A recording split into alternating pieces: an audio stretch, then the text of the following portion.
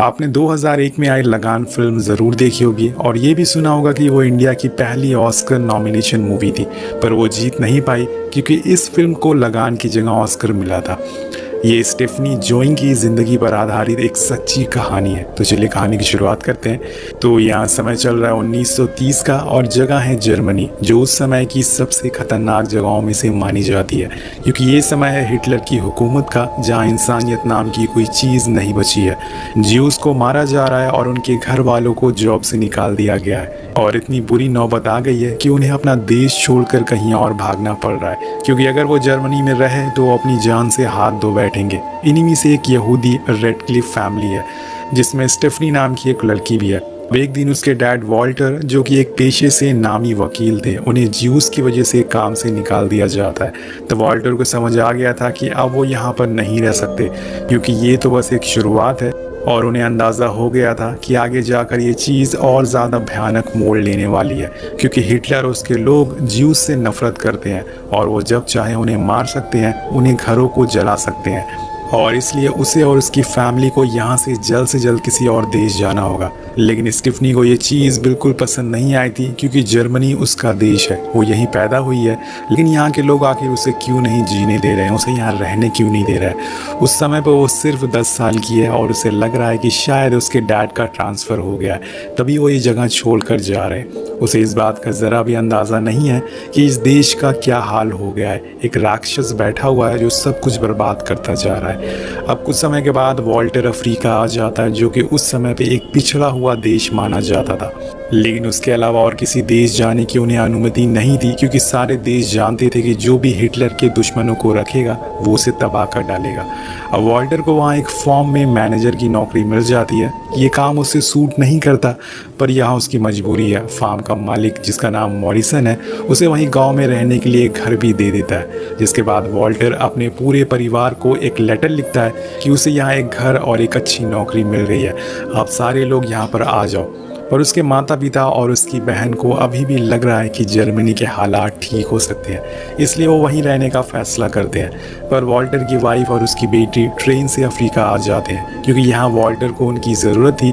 पर इतने बड़े और इतने डेवलप देश को छोड़कर आखिर स्टेफनी और उसकी माँ यहाँ रह पाएंगी, ये सवाल का जवाब आपको आगे मिल जाएगा। अब जर्मनी से अफ्रीका तक का लंबा सफ़र करके जब ये फैमिली अफ्रीका पहुँचती है, तो एमा को समझ आ जाता है कि यहाँ रहना उसके लिए बहुत मुश्किल है, क्योंकि यहाँ सबसे पहली और सबसे बड़ी दिक्कत है पानी की, क्योंकि अफ्रीका में बहुत ही कम बारिश होती है अगर जर्मनी से कंपेयर करें तो।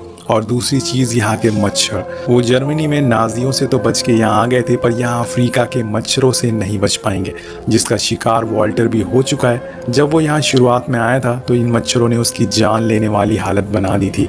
वो मलेरिया से जूझ रहा था, उसने सारी दवाइयाँ ली, लेकिन उस पर कोई भी असर नहीं हुआ। तभी वहाँ का एक लोकल, जो वॉल्टर का कुक भी है, उसने अफ्रीका की कुछ जड़ी बूटियों से उसका इलाज किया, तब जाके उसे आराम मिला। और यही वजह है कि उसने एमा को लेटर में मच्छरदानी लाने का ज़रूर लिखा था।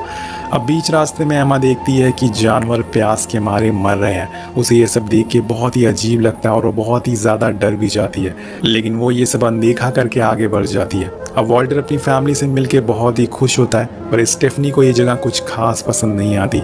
यहाँ हद से ज़्यादा गर्मी थी, पर हम देखते हैं कि जब उसके पास ओवर आता है, जो कि वॉल्टर का कुक था, वो उसे देख के अपना सा महसूस करती है और बिना कुछ सोचे समझे उसकी गोद में चली जाती है। ओवर को भी उससे काफ़ी लगाव था, वो उसे अपनी बेटी की तरह समझता था। अब धीरे धीरे करके पूरी फैमिली गांव में रहने लग जाती है, वहाँ के हालातों में खुद को ढालने की कोशिश करती है। अब वॉल्टर भी अपनी जॉब पे अच्छे से काम करने लग गया था। कुछ दिन में वो एमा को पूरा गांव घुमाने लेके जाता है, पर यहाँ पानी की बहुत ही किल्लत है, जिस वजह से फार्म का मालिक मॉरिसन उसे बहुत सुनाता है और उसे पानी के कुएं को खोदने के लिए कहता है, ताकि जानवर ना मरे और उनका नुकसान ना हो। वहीं दूसरी तरफ एमा जर्मनी से लाए हुए सामानों को शिफ्ट करती है, जिसमें ओवर उसकी मदद करता है, जो कि एमा को बहुत पसंद आता है। ओवर भी अब इस फैमिली को अपना मानने लग गया था। अब एक दिन सभी लोग कैंडल लाइट डिनर करते हैं, पर उनके साथ ओवर नहीं रहता। वो उनसे दूर बैठा रहता है, क्योंकि वो एक नायरगो है, यानी कि एक ब्लैक है, जिस वजह से वो वाइट लोगों के साथ नहीं बैठ सकता। ये देख के स्टेफनी को बहुत बुरा लगता है। वो सोच में पड़ जाती है कि आखिर वो दूर क्यों बैठा है। अब धीरे धीरे एमा को समझ आने लगता है कि वो यहाँ रहने के लिए नहीं बनी, वो बस कुछ ही दिन यहाँ रह सकती है, हमेशा के लिए नहीं। वो ये बात वॉल्टर से कहती है कि उसे यहाँ रहना बहुत ही मुश्किल हो रही है, ना तो यहाँ नहाने के लिए पानी है और ना खाने को खाना। हम यहाँ इतने दिनों तक कैसे रह सकते हैं, हमें दोबारा जर्मनी चले जाना चाहिए। तो वो कहता है कि जर्मनी की हालत बहुत ही ख़राब है, वहाँ ज्यूस को मारा जा रहा है, उनकी दुकानें लूटी और जलाई जा रही है, कम से कम हम यहाँ पर जिंदा तो हैं। वो उससे कहता है कि कुछ दिन बीत जाएंगे तो तुम्हें भी यहाँ अच्छा लगने लग जाएगा, मेरे साथ भी पहले ऐसा ही हुआ था।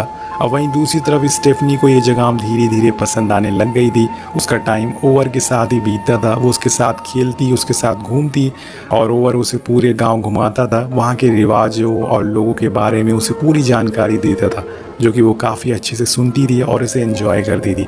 लेकिन अभी तक वहाँ उसने कोई भी दोस्त नहीं बनाया था। वो दूर से खड़े होकर अपने उम्र के बच्चों को देखती थी पर उनके पास जाने से डरती थी। अब शुरुआत में जब स्टेफनी यहाँ आई थी तो उसे लगता था कि ओवर की स्किन डार्क चॉकलेट से बनी है, क्योंकि वो ब्लैक था। लेकिन उसने दुनिया वालों की तरह उससे दूर नहीं भागी, बल्कि उसे अपना मान लिया। इसलिए कहते हैं कि बच्चे भगवान का रूप होते हैं, उन्हें हर कोई एक जैसा लगता है। वहीं दूसरी तरफ एमा भी पानी की मुसीबत से परेशान थी। वो कुछ सब्जियां उगाने की कोशिश करती है, लेकिन ज़मीन बहुत ही ज़्यादा सूखी है, इसलिए वो बॉक्सेस को लेके पानी भरने जाती है। वो पानी तो भर लेती है पर उन बॉक्सेस को उठाने में उसे बहुत दिक्कत हो रही थी, जिससे कि वो ओवर को आवाज़ लगाती है, पर वो उसकी मदद नहीं कर सकता, क्योंकि इस गांव में ये रिवाज है, पानी हमेशा औरतें ही भर के लाएंगी। लेकिन ओवर एमा की मदद करने के लिए आगे आता है, जिसे वहाँ बैठी सारी औरतें उस पर हंसने लगती है और कहती हैं कि ओवर, मुझसे भी पानी नहीं उठ रहा है, क्या तुम मेरा पानी भी उठा दोगे? लेकिन वो किसी का भी जवाब नहीं देता और चुपचाप वहाँ से घर आ जाता है। अब कुछ दिन बाद सारे लोग खाना खा रहे होते हैं और तभी अचानक से उनके घर के पास पेड़ों में गर्मी की वजह से आग लग जाती है और इसे देख के एमा बहुत ही घबरा जाती है और गुस्से में कहती है कि मैं यहाँ नहीं रह सकती, मुझे अपने घर जर्मनी वापस जाना है। यहाँ पे इंसान को जीने लायक कुछ भी नहीं है, हम लोग बिना पानी के प्यासे ही मर जाएंगे, कब तक ऐसे ही जीते रहेंगे? कम से कम जर्मनी में हमारे लोग तो हैं और पीने को पानी तो है। तो वॉल्टर कहता है कि जर्मनी 20 साल पहले जैसा था अब वो जर्मनी नहीं रहा है, सारी चीज़ें बदल चुकी है। वहाँ पे एक तानाशाह राज कर रहा है जो बेकसूर लोगों को मारता जा रहा है। और आज सुबह मैं रेडियो पे सुन रहा था, उसमें बताया जा रहा था कि हिटलर ने सारे यहूदियों को मार डाला है, उनके घर, उनके दुकानों को, यहाँ तक कि उनके प्रार्थना घरों को भी जला दिया है। अब वहाँ रहने लायक कुछ भी नहीं बचा है। जैसे मैंने कुछ महीनों पहले सोचा था वैसे ही यहाँ पर हो रहा है। तो दोस्तों, आप आइडिया लगा सकते हैं कि हिटलर कितना ज़्यादा राक्षस किस्म का इंसान था। उसने इतने लोगों को मारा है जिससे कि उसे नर्क में भी जगह नहीं मिलेगी। वो कहता है कि यहाँ खाने को पीने को पानी नहीं है, लेकिन हम कम से कम यहाँ पर जिंदा तो हैं। एमा भी समझ जाती है कि अब उसे यहीं रहना होगा, इसलिए वो अपना यहीं घर बसा लेती है। अब पूरे 1 साल बीत जाते हैं जब पूरी फैमिली अब धीरे धीरे खुशी से रहने लग गई थी। वहीं ओवर ने भी अब स्टेफनी की वहाँ रहने वाले बच्चों से दोस्ती करा दी थी। वो पहले उन्हें दूर खड़े होकर देखती थी, पर आज वो उनके बीच में है, उनसे बातें करती है और उनके साथ खेलती भी है। लेकिन उसका सबसे अच्छा दोस्त उसकी उम्र से बहुत बड़ा है, वो है ओवर, जो कि उसे एक जगह लेके जाता है जहां बारिश के देवता के लिए एक बकरी की बलि दी जा रही थी, ताकि यहां जल्द से जल्द बारिश हो सके। और ये नज़ारा देखकर स्टेफनी बहुत ही ज़्यादा डर जाती है, पर ओवर उसे समझाता है कि ये हमारे अच्छे के लिए हो रहा है। और इधर एमा नेग्रो बच्चों से इतना लगाव देख के वो अपनी बेटी से कहती है कि तुम्हें उन बच्चों से दूर रहना होगा, पर वो कहती है कि ऐसा कुछ नहीं अम्मा, वो मेरे अच्छे दोस्त हैं और मैं उनके साथ बस खेलती हूँ। पर एमा को कहीं ना कहीं उसके फ्यूचर की टेंशन होने लगी थी। यहाँ रहते हुए उसकी पढ़ाई लिखाई सब छूटने लगी थी, वो स्कूल भी नहीं जाती थी और अगर ऐसे ही चलता रहा तो आगे जाके कुछ कर नहीं पाएगी। पर इस समय पे वो कुछ कर भी नहीं सकती, वो मजबूर है। अब यहाँ में एक और बात पता चलती है कि इंडिया जैसे बड़े देशों के साथ अफ्रीका पर भी ब्रिटिश सरकार की हुकूमत है, मतलब ये ब्रिटिशर्स ने किसी भी देश को नहीं छोड़ा। वेल गाइज, अब एक आम दिन की तरह स्टेफनी औरों के साथ खेल रही होती है, पर तभी अचानक से 2 गाड़ियाँ आती है जिसपे कुछ ब्रिटिश सोल्जर तैनात थे और उन्हें देखकर ओवर स्टेफनी को लेके अंदर चला जाता है, क्योंकि उसे डर था कि कहीं वो उसे अपने साथ लेके ना चले जाए। पर उसे ये नहीं पता था कि कुछ देर बाद उसका ये डर हकीकत में बदलने वाला था। वो ब्रिटिश सैनिक कहते हैं कि हमें पता चला है कि आप लोग जर्मनी से आए हैं यहाँ भागकर, और इसलिए हम चाहते हैं कि आपकी पूरी फैमिली हमारे साथ दे जर्मनी को हराने में। इसके बदले में हम आप लोगों को अच्छा खाना पीना और अच्छे कपड़े भी देंगे। अब ये सुनकर वॉल्टर मान जाता है और उनके साथ चला जाता है, क्योंकि अगर वो जर्मनी को हराने में मदद करेगा तो शायद वो अपने देश वापस जा सके। अब कुछ दिन बाद वॉल्टर का दोस्त आता है और उसकी फैमिली को अपने साथ लेके जाता है, पर यहाँ से जाना स्टेफनी के लिए इतना आसान नहीं था। उसके यहाँ इतने दोस्त, इतनी यादें थी और उसका सबसे अच्छा दोस्त ओवर भी यहीं पर मौजूद था, पर आज उसे सब कुछ छोड़कर यहाँ से जाना होगा। वो नम आंखों से ओवर को अलविदा कहती है और चली जाती है। उसकी नज़र उससे हट ही नहीं रही थी, पर शायद आज वो उसे आखिरी बार देख रही हो। अब सीन कट होता और हम ब्रिटिश कैंप को देखते हैं, जहाँ पे दुनिया के हर कोने से लोग आए हुए हैं, जिसमें कुछ हिंदुस्तानी भी होते हैं। वो सारे लोग वहाँ गुलामी किया करते थे। अब वहाँ पहुँचने पे स्टेफनी और एमा को एक अच्छा रूम दिया जाता है, जहाँ वो आपसे रहेंगे। उनकी तरह और भी यहाँ पर फैमिलीज रहती है, जिनके हस्बैंड ब्रिटिश आर्मी को सर्व करते हैं। अब यहाँ कुछ दिन बाद पता चलता है कि ब्रिटिश सरकार इन लोगों को एक जंग में भेजने वाली है। ये सुनकर एमा घबरा जाती है और एक सीनियर ऑफिसर के पास जाती है और वॉल्टर को वहाँ के करीब में किसी फार्म में नौकरी लगवाने की सिफारिश करती है। लेकिन वो सीनियर ऑफिसर ये कह के मना कर देता है कि ये मेरे उसूलों के खिलाफ है। अब एमा उदास होकर वहाँ अपने कमरे में आ जाती है, पर उसे वहाँ एक सोल्जर मिलता है जो वॉल्टर का दोस्त था। वो कहता है कि मुझे पता है तुम्हारा काम नहीं हुआ, पर मेरा एक दोस्त आर्मी में है जो वॉल्टर की जॉब उसके फार्म पे लगवा सकता है, पर इसके बदले में तुम्हें मेरे साथ सोना होगा। सो फाइनली एमा ने वॉल्टर की जॉब एक फार्म पर लगवा दी थी। अब सीन कट होता और हम देखते हैं कि पूरी फैमिली उस फार्म के लिए निकल जाती है। ये जगह पहली वाली जगह से काफ़ी अच्छी थी और एमा के लिए सबसे अच्छी चीज़ यहाँ थी कि यहाँ पर पानी की कोई भी दिक्कत नहीं थी। वो जब चाहे पानी यूज़ कर सकती थी। अब एक दिन वॉल्टर खेत में एक ब्लैक से मिलता है, जिसे वो बताता है कि वो एक जर्मन है, लेकिन फिर भी उसे यहाँ रहना पड़ रहा है। वो कहता है कि चाहे कुछ भी हो जाए, अपनी मिट्टी को कभी मत छोड़ना। अब रेडक्लिफ फैमिली को यहाँ रहते हुए काफ़ी समय बीत जाता है। ऐसे ही एक दिन वॉल्टर के पास उसके डैड का लेटर आता है, जिसमें उन्होंने लिखा था कि वो लोग मुसीबत में हैं और उन्हें यहाँ बंदी बना लिया गया है।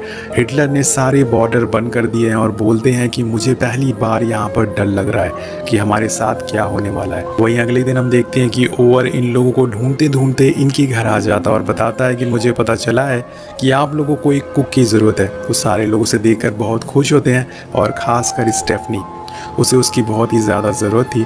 अब एमा अब स्टेफनी को एक ब्रिटिश स्कूल में एडमिशन करा देती है, जो उसके फार्म से काफ़ी दूर था, इसलिए वो उसे हॉस्टल भेज देती है। और उसे अपने से दूर जाते हुए देखकर उसकी आंखों में आंसू आ जाते हैं, क्योंकि पहली बार उसने अपनी बेटी को अपने से दूर भेजा था।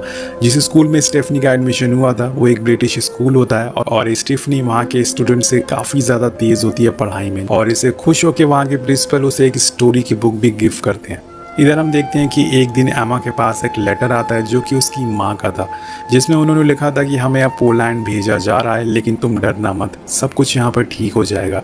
ये पढ़ते हुए एमा की आंखों में आंसू आ जाते हैं, क्योंकि उसे पता था कि एक ना एक दिन नाजी उन्हें मार डालेंगे। अब उसी रात एमा और वॉल्टर के बीच बहस होती है, क्योंकि अब एमा को अपनी माँ के पास जाना था, पर वॉल्टर कहता है कि मेरे डैड भी मुसीबत में है, लेकिन हम वहाँ नहीं जा सकते, क्योंकि वहाँ जाना अपनी जान गंवाने के बराबर है। तुम मेरी बात क्यों नहीं समझ रही हो? वेल, वो उसे किसी तरह से समझा कर वहाँ रोकने की कोशिश कर रहा था। अब अगले दिन वहाँ वॉल्टर का एक दोस्त आता है, जो उसे बताता है कि तुम यहाँ क्या कर रहे हो, तुम्हें तो आर्मी में होना चाहिए था। जर्मनी के खिलाफ इससे अच्छा मौका तुम्हें नहीं मिलेगा हिटलर को हराने का। अब अगले दिन एमा देखती है कि एक औरत एक पेड़ के नीचे बैठी हुई है, जिसकी हालत बहुत ही ज़्यादा ख़राब थी। वो उसके घर वालों से कहती है कि इसे घर में लेके चलो, तो वहाँ खड़ा एक आदमी कहता है कि ये मेरी माँ है और अब ये मरने वाली है। यहाँ का रिवाज है कि जो भी मरने वाली होती है उन्हें हम घर में नहीं रखते। ये सुन के एमा पूरी तरह से दंग रह जाती है कि आखिर ऐसे भी लोग इस दुनिया में कैसे हो सकते हैं। अब उस औरत को छोड़ के जाने के अलावा उसके पास कोई भी ऑप्शन नहीं होता। और अब हम यहाँ देखते हैं कि वॉल्टर ने एक बार फिर से आर्मी ज्वाइन कर लिया है। वो एमा से नैरोबी चलने को कहता है, पर वो मना कर देती है, ये कहते हुए कि वो ओवर के साथ ही रहेगी। उसके जाने के बाद वो उसका फार्म को संभाल लेगी। अब उसके मना करने के बाद वॉल्टर फाइनली आर्मी में भर्ती हो जाता है और दोनों ने उसी काम को चुना जो उन्हें पसंद था। अब एक दिन जब स्टेफनी घर आती है तो वो अपनी माँ से पूछती है कि माँ, हम ज्यूस क्यों हैं? मुझे स्कूल में बच्चे सब ज्यूस कह के चिढ़ाते हैं और वो कहते हैं कि हमने ही भगवान के बच्चे को मार डाला था। वो कहती हैं कि ऐसा कुछ नहीं है, हम यहूदी यानी कि ज्यूस से पहले एक जर्मन है और भगवान ने हमें एक जैसा ही बनाया। यहाँ के लोगों ने धर्म बनाया और उसके नाम पर लड़ने लगे। ये सब तुम मत सोचो और अपनी पढ़ाई पे ध्यान दो। इसके बाद वो दोनों गांव के मेले में जाते हैं जहाँ पे सारे नेग्रो लोग एक साथ थे और उनके बीच स्टेफनी और एमा भी होती है और वहाँ स्टेफनी को वही लड़का दिखता है जिसे वो पसंद करती थी। अब यहाँ समय चल रहा है 9 मई 1945। वॉल्टर छुट्टी पे घर आता है और वो एमा को बताता है कि अब जर्मनी से जंग खत्म हो गई है। ये जानकर वो लोग बहुत ही खुश होते हैं, पर वो कहता है कि मुझे एक टीचर का लेटर मिला है जो कि डैड के बारे में था। वो बताता है कि उन्हें नाजीज ने बहुत मारा, जिससे डर के वो एक स्कूल में जाके छुप गए, पर वो ज़्यादा दिन तक वहाँ बच नहीं पाए। 2 और नाजीज लोगों ने उन्हें जान से मार डाला, लेकिन मेरी बहन लिजी बच गई और उसने एक आदमी से शादी कर ली। अब वॉल्टर थोड़े दिन में वापस आर्मी में चला जाता है और 1.5 साल बाद उसे एक और लेटर मिलता है जो कि उसे जर्मनी से आया था, जिसमें लिखा था कि अब वो वापस जर्मनी आ सकता है और उसे यहाँ जज की पोस्ट के लिए अप्रूव कर दिया गया है। अब वो अपने देश, अपने मुल्क वापस आ सकता है, पर अब यहाँ उसे स्टेफनी और एमा को मनाना पड़ेगा, जिसके लिए वो सबसे पहले स्टेफनी के पास जाता है। पर वो कहती है कि मेरी एक शर्त है, हम अपने साथ ओवर को भी लेके जाएंगे, लेकिन वॉल्टर उसकी ये शर्त मना कर देता है। अब वो यहाँ से सीधा घर आता और एमा से झूठ कहता है कि आर्मी चाहती है कि हम सारे सैनिक अपने देश चले जाए। ये सुन के एमा बहुत ही गुस्से में आ जाती है और बोलती है कि तुमने हमारे बिना ये सब कैसे सोच लिया, मैं यहीं रहूंगी और मेरा यही डिसीजन है। तुम वापस जर्मनी उसी देश जाना चाहते हो जहाँ के लोगों ने हमारे माँ बाप को मार डाला और मैं वहाँ नहीं जाऊंगी। किसी तरह से ये दिन गुजर जाता है और अगले दिन एक नया साल शुरू होता है, 1947। उस दिन पूरी फैमिली एंजॉय करती है और रात में वॉल्टर एक बार फिर उसे समझाता है कि जहाँ हम रह रहे हैं ये हमारा देश नहीं है, हम इसके एहसानमंद है, इसने हमारी जान बचाई, पर हमें इसे छोड़कर जाना होगा। लेकिन एमा उसकी बात सुनने को तैयार नहीं थी, वो तो फार्म की बातों में उलझी हुई थी और ये देखकर वॉल्टर चुप हो जाता है। अब अगले दिन वो अपने परिवार को, अपनी फैमिली को, एमा और स्टेफनी को छोड़कर जर्मनी के लिए निकल जाता है। उसे जाते देख स्टेफनी कहती है कि आप रुक जाइए, मॉम को आपकी ज़रूरत है, पर वो कहता है कि तुम्हारी मॉम यहाँ सब संभाल लेंगी। अब यहाँ वो एक और बात से दुखी था, क्योंकि वॉल्टर के ना रहने से एमा उसके दोस्त को पसंद करने लग गई थी और ये वॉल्टर देखकर समझ गया था, इसलिए वो एमा पर और ज़्यादा गुस्सा था।